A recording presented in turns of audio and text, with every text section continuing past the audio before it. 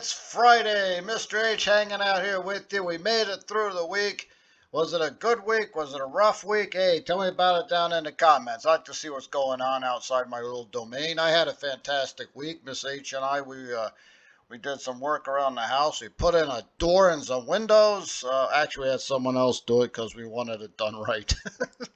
But hey, it's Friday and everything is absolutely awesome. If it's not, it will be. Alrighty, well today's August the 30th, and this is a day I remember because 3 years ago that long grinding war in Afghanistan came to an end, and it didn't quite end the way we wanted it to. I'm not just talking about objectives, I'm talking about how we had to basically run out of there a half step in front of the Taliban. Not really sure what happened. Well, I know what happened, but I mean, what are the reasoning and how come 20 years and nearly $1 trillion, if not more, spent? Why did it end the way it ended? And it ended very suddenly, too. Look at this. On August the 6th, 2021, we are controlling, I'm going to be generous and say 40% of the country, which, by the way, is extremely unacceptable given the blood and treasure we spent.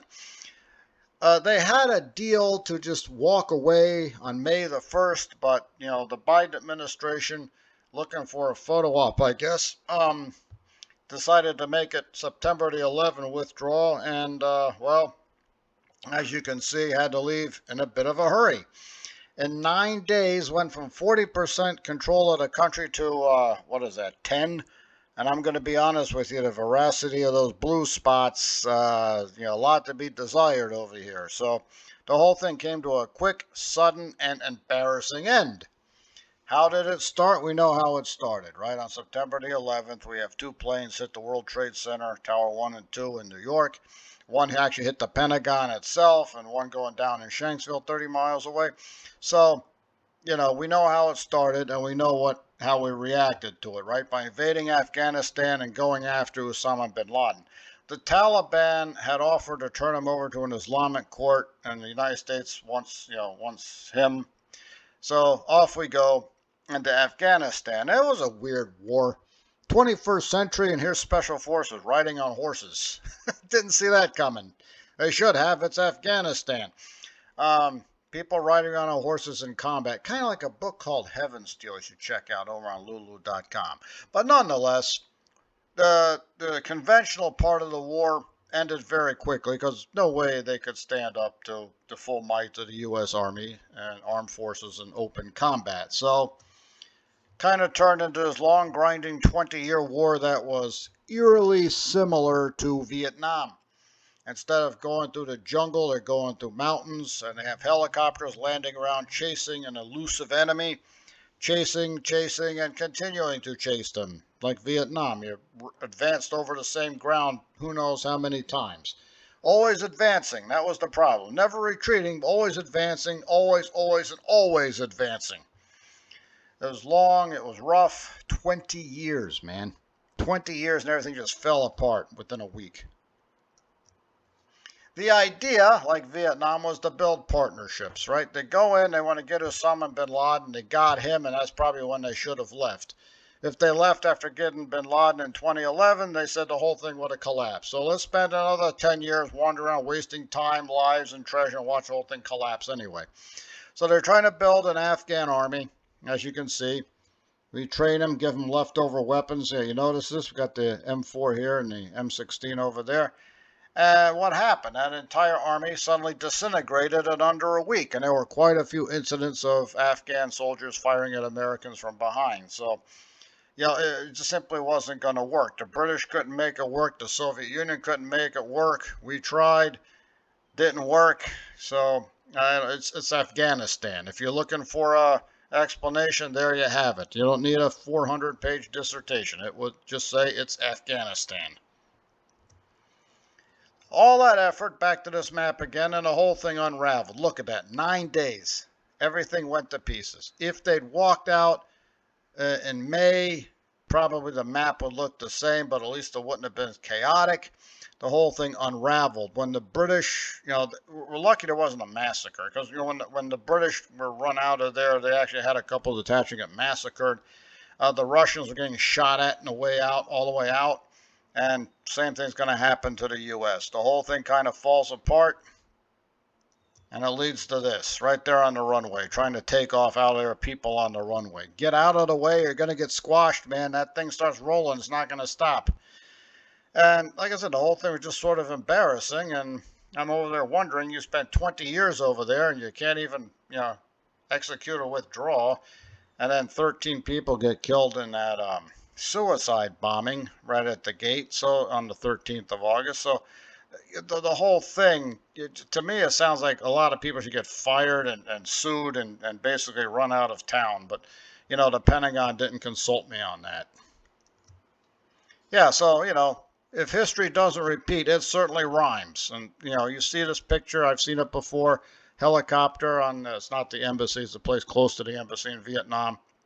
No way those people are going to get in that helicopter. And here's a helicopter taking off from what is actually the embassy in Afghanistan. I was too young for this thing here. It was infant at the time, wouldn't appreciate it. I saw this in full living color as it was unfolding, and suddenly I understood the one in Vietnam a lot better because, as you've heard me say before, technology advances, but the brain operating is still stuck in the Ice Age. So the emotions and everything that was happening here certainly was happening back then too. So suddenly I understood this a lot better. And like I said, it still bothers me. It's just badly bungled. 13 people got killed in that suicide bombing. People were left behind. Fortunately, we got them back. But the whole thing after 20 years and it ends like this, oh, it's just embarrassing. It's humiliating. I feel really bad for everybody involved. What are you going to do? Learn from history so it doesn't repeat again. But guess what? They didn't learn, did they? Yeah, Exhibit A. On that cheery note, let's go to take a look at Paleoaeoloxodon here. Paleoaeoloxodon. There we are. Paleoaeoloxodon. There we are. So, probably the world's largest mammal, they think. They're not sure. It has a woolly mammoth kind of look to it, but the tusks aren't quite as curled. Very long tusks. Evolved in Africa. Moved its way up to the Middle East. Don't think it made it into Europe, but that's still, up to conjecture. But it definitely went into Asia all the way as far as China and probably Korea. 2.5 million years ago is when this thing first appears in the fossil record, and it might have disappeared 11,700 years ago. I bring up might have because there are remains which are controversially dated, as that weird word, controversially dated, to about 3,000 years ago. So was Paleoaeoloxodon still in North China during the historical period? What happened? Homo sapien, probably. I mean, it's a lot of ivory right here, don't you think? I mean, the Mongols were using mammoth tusks they'd found out in the tundra. It would stand to reason that if this animal's still walking around, they'd gun it down there for its ivy.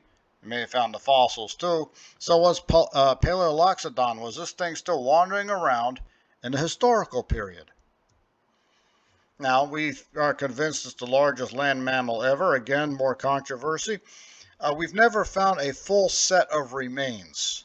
We find like majority of it. We know it was basically an elephant, so you got an idea of what it would look like in the proportions. If you got the skull, you can extrapolate the rest of it.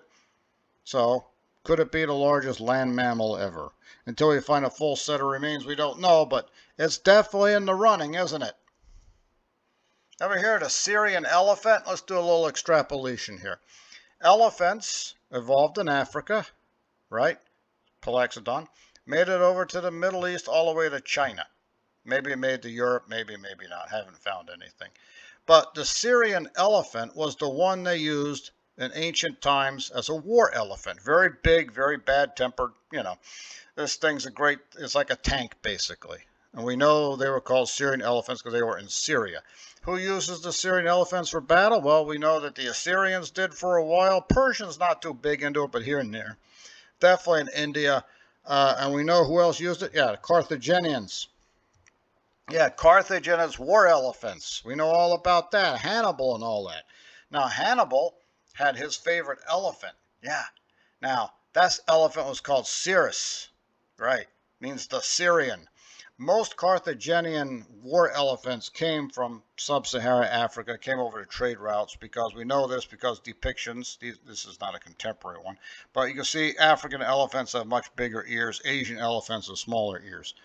Now, if Cirrus is the Syrian, if it is a Syrian elephant, it's going to have smaller ears, but it's also bigger and ill-tempered, and it's one of Hannibal's favorite elephants. So let's do a little more extrapolation. If it's in Syria and it's bigger and tougher and meaner than most other elephants, could it have been a Paleoaeoloxodon? Hey, something to think about, right? And of course, if you think, hey, maybe it was a Paleoaeoloxodon, everyone starts thinking about Lord of the Rings, right? It had that thing called the Opulifont, and it's way bigger. This thing's like the size of a dinosaur. I know it's a fantasy novel, and I'm not sure it's up with the four tusks over here. But everyone always does that. When I bring up that maybe the Syrian elephant was Paleoaeoloxodon, it's a fun thing to think about. Can't prove it one way or the other. Most people say they have with DNA, but it's still something fun to think about.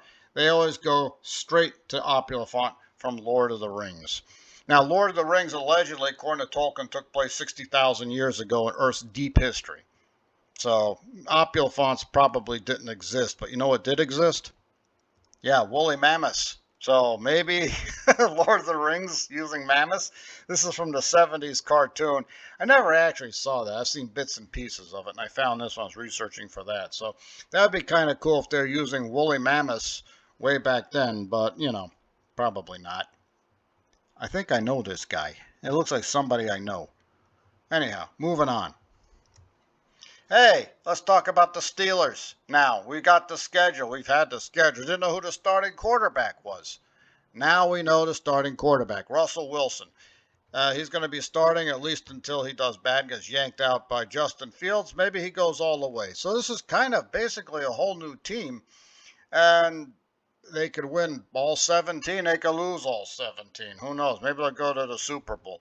But we know we've got the opener next Sunday down in Atlanta. I think they can win that one. They've got Denver. Go out there, Denver. I think we can win that one. Coming back home for the Chargers. Now, this might actually be a tougher game than you think, because the Chargers are unknown quantity. With Harbaugh is a new coach, so that could be a rough one. That's off to Indy, so I think we got a good start here. Then we got the ancient enemy, Dallas, down there in Mordor, basically, right? AT&T Stadium. Need some of those mammoths to knock down the gate over here. If we win this game on a Sunday night, I could care less about the rest of the season, man. Just beat Dallas. That's all I care about. The ancient enemy. Then they're going to head over to Vegas. Oh, excuse me a second. This is in Pittsburgh. Oh, they're coming to us. How about that? We definitely got to win that game. I just saw that. That's in Pittsburgh. Then we go over to Vegas. All right, got to take out the Raiders. Now we're back home for a couple of weeks against both New York teams, the Jets and Giants. Definitely winnable games there. Then we got the bye week. Then it gets rougher the second half. Have you noticed the lack of divisional games? Yeah, it looks like they saved them all up for the end over here. So down to Washington, play the Commanders, and then the Ravens come to town. This could be a tough one. Off to Cleveland, because the Browns don't like us. I think there's a good chance of losing that game, believe it or not. I just got a bad feeling about it. Off to Cincinnati, that could be a loss too. Don't do very well in Cincy. Back home for Cleveland, could take out the Brownies, especially in a revenge game in Pittsburgh. Off to Philadelphia. Do you realize we have not beaten the Eagles in Philadelphia since 1967? Yeah, it's not like they play each other very often, but yeah, I haven't beaten them since the 60s. So, chance to, fix that up. That was a long time ago, the 60s, man. Paleoaeoloxodon might have been watching the game. Who knows? Then off to Baltimore. Historically, rough place to play, though we've done there well lately. Back home for Kansas City. Chiefs think they can win a third Super Bowl. Maybe we could derail them. It's on Christmas Day. That'd be a great present. Derail the Chiefs. End the year at home against Cincinnati. Maybe we got a shot at a playoffs and need to win that game. Or just win because it's, Cincinnati. Beat the Bengals. So at the end of the day, Mr. H's sophisticated formula and way of looking at things, translation I'm guessing here, is I think they are going to land at 9-8. I think they will just get a winning season. Mrs. H says flip it the other way, 8-9. So I'm going to be optimistic, going 9-8. I know it's a little bit of a down the middle kind of prediction, but like I said, new team, 2 new quarterbacks, kind of rough. Hopefully I'm wrong and they win the Super Bowl. Hey, check out whether I'm right or wrong. Let me know down in the comments. And while I'm here, don't forget to like and subscribe. And one more thing I'd like you to do. Hey, why don't you buy Mr. H's book? You can sit there and watch all these games and read the book because they've got 10 million commercials. You can find it over on lulu.com. You can read it if the Steelers jump out to a big lead. You can read it if the lead goes the other way. If nothing else, the cats enjoy sitting on it. Miss Holly Stockings Blotnick, she enjoys that. You can feel like you've actually been to a war without actually being in one, and maybe people will buy you a drink down at the local watering hole. Who knows? But best of all, Mr. H gets a buck. So check it out, HeavenSteel on Lulu.com. You guys have yourself a fantastic day, and I will see you next time. Das vidanya.